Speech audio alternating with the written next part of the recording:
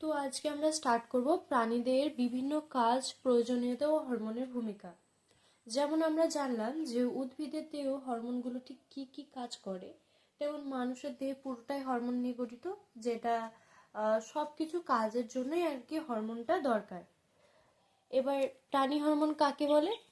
অন্তঃক্ষরা গ্রন্থি থেকে নিঃসৃত যে জৈব রাসায়নিক বার্তাবাহক পদার্থ উৎপত্তি স্থল বা রক্ত বা লসিকার মাধ্যমে বাহিত হয়ে নির্দিষ্ট লক্ষ্য অঙ্গে পৌঁছে নির্দিষ্ট কাজ সম্পাদনা করে এবং ক্রিয়ার পর ধ্বংসপ্রাপ্ত হয়, তাকেই প্রাণী হরমোন বলে।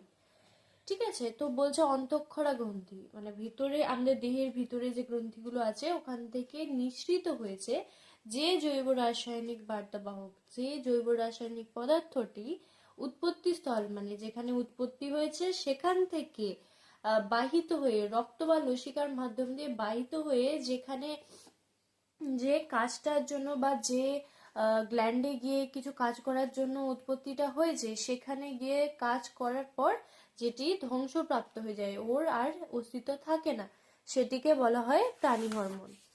ঠিক আছে, এবার প্রাণী হরমোনের কিছু বৈশিষ্ট্য আছে, সেগুলো আমরা পড়ে নিই। যে এর উৎস হচ্ছে অন্তঃক্ষরা গ্রন্থিতে সংশ্লেষিত হয়, তা থেকে নিঃসৃত হয়। ঠিক আছে, প্রকৃতি কেমন হয়? প্রাণীদের হরমোনের প্রকৃতি হচ্ছে হরমোন রাসায়নিক ধর্মে প্রোটিন, পেপটাইড, গ্লাইকোপ্রোটিন বা স্টেরয়েড জাতীয়। এই কোয়েশ্চেনটা আসতে পারে মাধ্যমিকে এমসিকিউ, যে হরমোনের যে রাসায়নিক ধর্ম কেমন ধরনের হয় বা কি কি হতে পারে, যে প্রোটিন, পেপটাইড, গ্লাইকোপ্রোটিন এইসব।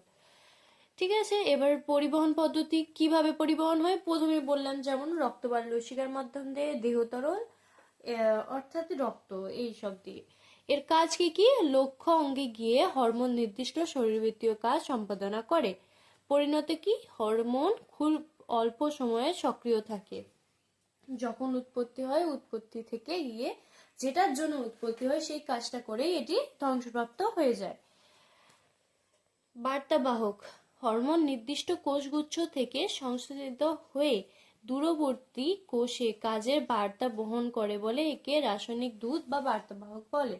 এটা হচ্ছে 2 নম্বর কোয়েশ্চেন, যে বার্তাবাহক বা রাসায়নিক দূত বলতে কি বোঝো বা কাকে বলে। তারপরে বলছে ফিডব্যাক নিয়ন্ত্রণ। সাধারণত কোনো রাসায়নিক হরমোনের ক্ষরণ মাত্রা অপর একটি হরমোন দ্বারা নিয়ন্ত্রিত হয়। কিছু একটা হরমোন যাচ্ছে তো অন্য আর একটা হরমোন দ্বারা এটা নিয়ন্ত্রিত হয়, এই ঘটনাটাকে ফিডব্যাক নিয়ন্ত্রণ বলে।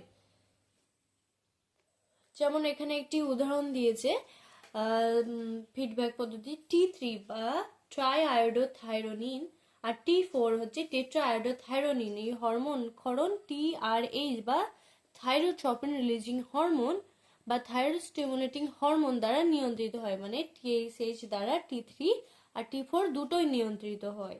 রক্তে T3 ও T4 মাত্রা স্বাভাবিকের চেয়ে বাড়লে এগুলো হাইপোথ্যালামাসে ঋণাত্মক সংকেত পাঠায়, ফলে TRH এর ক্ষরণ হ্রাস পায়, যা যা আবার TSH ক্ষরণে হ্রাস ঘটায়। TSH এর প্রভাবে থাইরয়েড গ্রন্থি T3 T4 ক্ষরণ হ্রাসপ্রাপ্ত হয়, ফলে T3 T4 এর মাত্রা স্বাভাবিক ঘনত্বে ফিরে আসে। T3 T4 এর মাত্রা রক্তে অতিরিক্ত হ্রাস পেলে ধনাত্মক সংকেত পাঠায়, বিপরীত ঘটনা ঘটে। অর্থাৎ আমরা এটাই বুঝলাম যে এই যে সবকিছু না, এটা ট্রায়াঙ্গেলের মতো। এইটা ক্ষরণ যদি বেশি হয়ে যায়, ওটাকে ক্ষরণ কমানোর জন্য অন্য হরমোনগুলো উঠে পড়ে লাগে, এর ক্ষরণ ওর কমানোর জন্য উঠে পড়ে লাগে, এইভাবে কাজ চলতে থাকে। ঠিক আছে, এবার এখানে একটা কোয়েশ্চেন আসতেই পারে যে উদ্ভিদ ও প্রাণী হরমোনের পার্থক্য কি? পরিবহনের মাধ্যম ও জাইলেম দিয়ে বা জলীয় ব্যাপন বা পদ্ধতিতে এইসব দিয়ে হয়, আর হরমোনাল লসিকা বা রক্ত দিয়ে। উৎপত্তিস্থল ভাজক কলায়, আর এটা হচ্ছে অন্তঃক্ষরা কোষ বা কোষগুচ্ছ। রাসায়নিক প্রকৃতি কেমন? এটা হচ্ছে N2 যুক্ত, N মানে নাইট্রোজেন যুক্ত বা বিহীন, আর এইদিকে হচ্ছে প্রোটিন বা পেপটাইড বা স্টেরয়েড। ঠিক আছে, এবার এদিকে আসি মানব দেহের অন্তঃক্ষরা গ্রন্থি ও ক্ষরিত হরমোন। তাহলে আমরা এখন অবধি কি কি কোয়েশ্চেন পেলাম, যে হরমোন কি, প্রাণী হরমোন কি, আর এটির প্রকৃতি কি, আর রাসায়নিক দূত কাকে বলে বা রাসায়নিক দূত কি, বার্তাবাহক রাসায়নিক দূত বা বার্তাবাহক, আর ফিডব্যাক নিয়ন্ত্রণ কি, উদ্ভিদ ও প্রাণী হরমোনের পার্থক্য কি? এবার এখানে একটা স্টার্ট করি। বলছে মানবদেহের অন্তঃক্ষরা গ্রন্থি বা এবং খরিত হরমোন।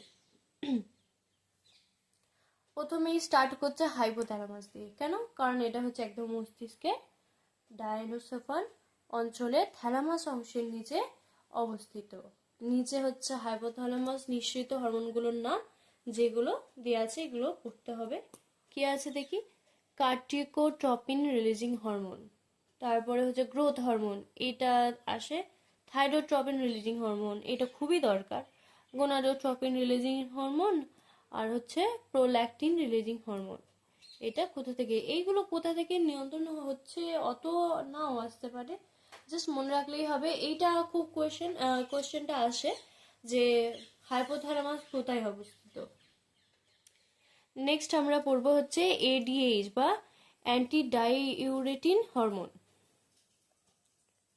এই হরমোন দুটি হাইপোথ্যালামাসের সংশ্লেষিত হয়ে পশ্চাৎ পিটুইটারিতে বাহিত হয়, সেখান থেকে নিঃসৃত হয় ও দেহের বিভিন্ন অংশে শরীরবৃত্তীয় কাজ নিয়ন্ত্রণ করে। নেক্সট আসবো আমরা পিটুইটারি। পিটুইটারি গ্রন্থি বা হাইপোফাইসিস, এটি হচ্ছে মানুষের অন্তঃক্ষরা তন্ত্রের সবচেয়ে ছোট গ্রন্থি। তাহলে সবচেয়ে ছোট গ্রন্থি কি?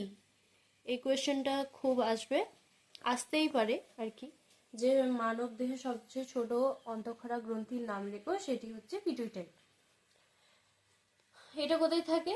বলছে এটা থাকে মস্তিষ্কের ডায়ালসেফান অঞ্চলে তৃতীয় মস্তিষ্কের নিলয়ে অঙ্কদেশে অবস্থিত।